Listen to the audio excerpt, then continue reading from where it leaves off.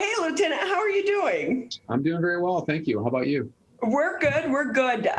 Bring us up to speed. How are things in West Bloomfield? It seems like things have really started to quiet down. Knock on wood. So things are going well. The agency's doing fine. Nothing really significant to report in the police world aside from the current issue with the pandemic. But that seems to be leveling off a little bit, while Michigan is still pretty high as far as the COVID Now Act Now tracker is reporting that we're still considered a very high risk. But the trend is downward, so that's good. And so with that, Lieutenant, if I can ask you, what's just the overall mood change, if there is one, amongst the rank and file right now as vaccinations are ramping up and our numbers are starting to decrease here? Are people feeling more comfortable? So I think so. We've reached a comfort level with the officers on the road that they just wear their masks for all contacts. It's become a habit, like locking your car doors when you walk away from it just becomes habitual, and that's a good habit to have right now.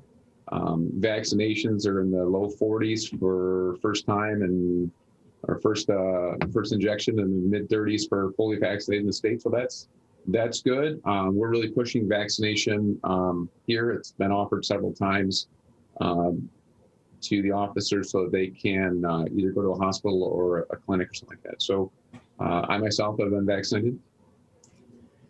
And it is, and we should say too, it's so different than just a few months ago when we were talking about the vaccinations. And we know that your department helped the fire department over at Fire Station 1 and directing traffic. But now we know the supply and demand have intersected. There's more supply than there is demand, so it is fairly easy. Actually, it's so easy. I got mine at Ford Field, the Johnson & Johnson one and done. You're in, you're out, and plus you get free parking for the day. So you can't beat free parking. Right, especially in downtown Detroit. So with that too, just going forward, I will say one of the great things, the little things that make you smile is going to Target and seeing all the shelves stocked. You can get wipes now, you can get toilet paper, you can get cleaner, you can get pretty much anything you want, hand sanitizer. So with that too, does that help kind of feed into easing the fear on the side of our first responders, because we know people are able to get these products to help keep, themselves safe as well? Well, of course, hand sanitizer was at a premium a year ago, and now, we have a fair amount of it, and all the officers have their own sanitizers in their cars and stuff like that. So we're really doing well. Actually, in the United States, we're very lucky. I was just talking to some of my Canadian relatives, and they have to wait 6 months for their second shot because they do not have a surplus of vaccination shots. Wow. So we're very lucky here. Yeah, that, sometimes we just have to put it in perspective as well. So with that too, can we talk a little bit, how are you guys doing on staffing right now? So our current maximum staffing for police officers is 82. We're going to hire 7 officers in 2021, or at least attempt to. Application pool is pretty short right now. You need an associate's degree and the police academy to get hired from outside the agency. But if you've worked as a police service aide for a year, we can hire you if you're one of the top candidates, and we will pay for you to attend the police academy. So that's a real benefit. We consider ourselves a destination agency. We have excellent benefits, training, and opportunities. I don't think you're going to find very many agencies with any different units as we do. Honor Guard, Detective Bureau, the drone unit, the UAV unit, firearms, special response team, federal task force assignments. And there's really a lot of opportunity here and no shortage of training. So we think in the long run, as a destination agency, we're going to be choosy. And if we're a few under maximum staffing, we're going to really hold out for the best candidates. So I will say, it sounds like you have a new unit, the drone unit. I mean, 10 years ago, would we even be mentioning that? That is so awesome. Yeah, so a couple of years ago, we purchased an unmanned aerial vehicle. It's a drone, as everybody knows, it's common terminology. And we'll use that on major investigations, traffic crashes. And we have, you need a pilot's license, not like you need to fly a plane, but a different kind of pilot's license through the FAA to fly this in certain areas and for professional use. So we have specially trained guys, and they have their own little unit. They train once a month, and they're very good at what they do, and it's been very helpful several times now. Have they ever crashed and lost one? I believe the very first time they launched, they had a failure to launch on the very first time. But since then, they've taken off the guards that I think they had on by accident, and it's been okay. Nothing major occurred. It is becoming more common. We know even in the media, the industry, they're starting to use the drones a lot more as well. I worked with a photog who had his license, and it really does. It's amazing what the drones can be used for, but also it is a really great new tool for law enforcement agencies as well. And so with that, I think too, when it comes to West Bloomfield, is there's been so much support from the community when it comes to pay and benefits, because we do know, like, a few years ago, so many agencies or cities were having to cut their budgets because, it's an up and down roller coaster, whereas in that regard, West Bloomfield has been pretty steady. Yeah, we've been very we've been very, just a little lost for words there. Fortunate to have the support of the township board and the citizens. The public safety millage passed very easily last time. We've had no real issues with pay wise. I think we're very well compensated for the work we do. It's really I believe the social attitude that's kind of hurting our hiring processes. I don't know that people really want to get into law enforcement in the current social environment, which is unfortunate because I think out here in West Bloomfield, we do a fantastic job of partnering with our community, and we enjoy the support of our community. And if there is something that is unfortunate, we're able to sit down with them and resolve things very quickly. So it's been great out here. So with that, Lieutenant Tilli, we also know that the hiring process is not a quick, easy process. For anyone considering going into law enforcement, what advice do you give them? Well, I would say the best advice would be to, if you can, put yourself through the academy. But I think education is a premium. Having a bachelor's degree will make you more appealing than having an associate's degree. I think you need to be patient, because we at West Bloomfield here, we do a very thorough background investigation. It takes a good 3 weeks to a month to dive into someone's background to make sure that they are a strong candidate for our agency. So I think those are the key factors. But again, once you're here, I think you'll be happy and well rewarded with training opportunities and different units that you can be involved in. It doesn't just have to be patrol. It's a little bit like they say in high school, the more involved you are, the more you'll enjoy it. And I feel that way about our agency. The more you get involved, the more you'll enjoy it. Lieutenant Erik Tilli with us here on the MegaCast. He's the West Bloomfield Police Department.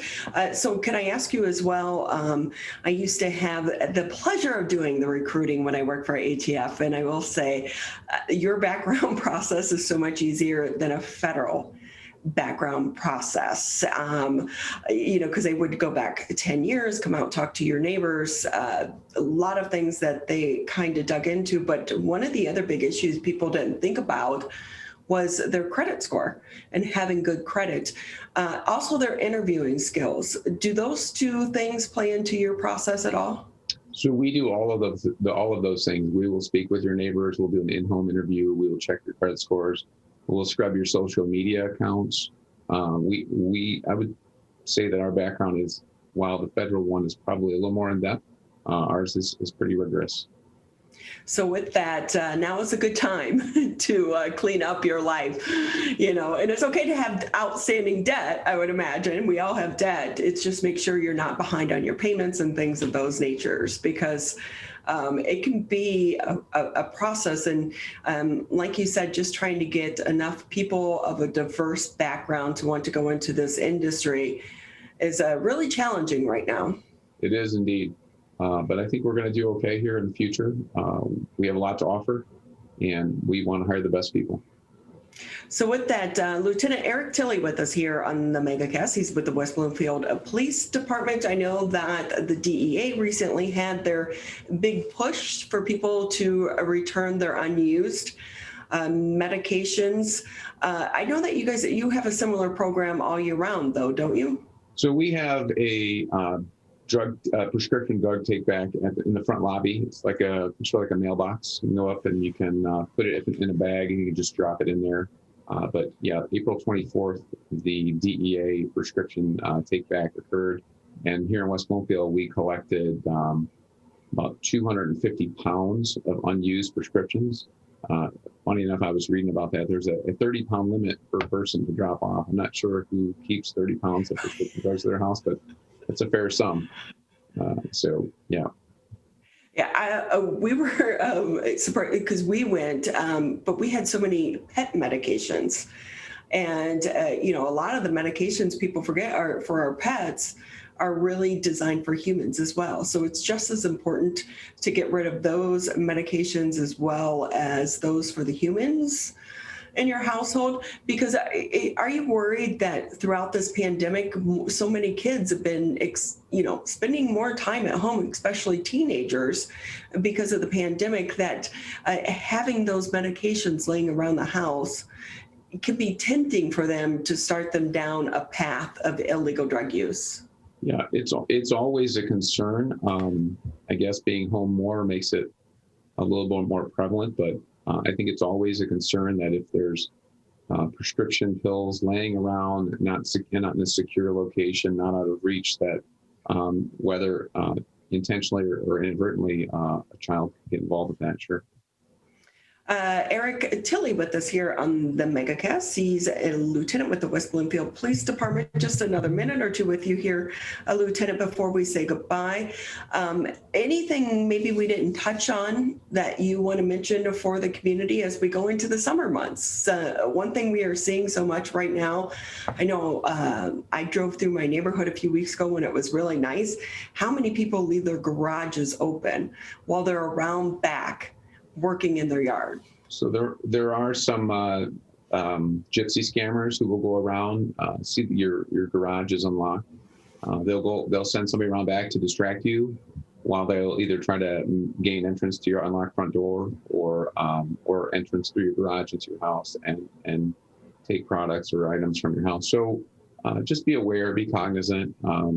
If somebody comes around back and they're having a completely miscellaneous conversation, I would be curious as to why. I try to keep my house locked up, but my wife does a lot of gardening, so our garage is constantly open. So we'll keep an eye on it, but we know it's something that can occur. But I guess you have to have a balance between the practicality of being outside and enjoying the fresh air and your own safety. So when you say gypsy scammers, what do you mean by that? So there's certain groups, I don't know if that's the professional term for them, but they'll go around and travel from state to state. Obviously, in the winter months, people are in their houses, so it's not great to do during the winter months, but they'll travel around from state to state looking for these opportunities where they can go into a neighborhood, send somebody around to the back of the house, distract the homeowner while another party or parties go into another entrance to the house and take valuables. And they'll just travel around. They don't really live in the area. They travel from state to state doing this. And we all fall victim to this too, because as much as I've been worked in the news, we've done these stories, I still see situations where even we do it in our house, and it's just these habits that are hard to break, but it really does open yourself up. It's crimes of opportunity. Certainly, absolutely. I mean, just need to be aware of your surroundings and your areas. Just the same as when you walk out to your car. Don't have your head down on your phone. Keep your eyes up and be alert. It's just being aware of your surroundings, I think, is important as people. Crime does occur. Fortunately, out here in West Bloomfield, it's very rare. We like to keep it that way, but it does occur. So with that, Lieutenant, too, have you seen an increase or decreases when it comes to some of the, more smaller, I don't want to say petty theft, but, car break-ins or home break-ins, because so many more people are home now because of the pandemic? Well, I don't have any official numbers, but I feel that I've heard about less home invasions because more people are home. But like the car break-in type of stuff, which usually occurs in the nighttime when people leave their cars unlocked, groups of typically, not always, young folks will go out and do this after dark. Feel like that's very seasonal. It seems to occur right after school gets out, and their parents are no longer making them come go to bed early and stuff like that. It seems to be more seasonal. So with that too, how much of it seems like everyone in my neighborhood now has some type of Ring camera or doorbell camera. Having those cameras, do they help you in trying to solve some of these crimes? Absolutely. You'd be surprised the amount of information that we can grab off of those, whether it's someone's face or a description of their vehicle. There's a great tool. While law enforcement we don't have access to them without permission from the homeowners. Typically, when a homeowner's been victimized, they're more than happy to provide that video to us. Exactly. So Lieutenant Erik Tilli with us here on the MegaCast. He's with the West Bloomfield Police Department. We always appreciate talking to all of you. And also, if I could take a moment to say, also, we know this is a Police Appreciation Week. And if we could take just a moment to show our appreciation and say thank you to all of you for all of the work that you do as well. Thank you very much.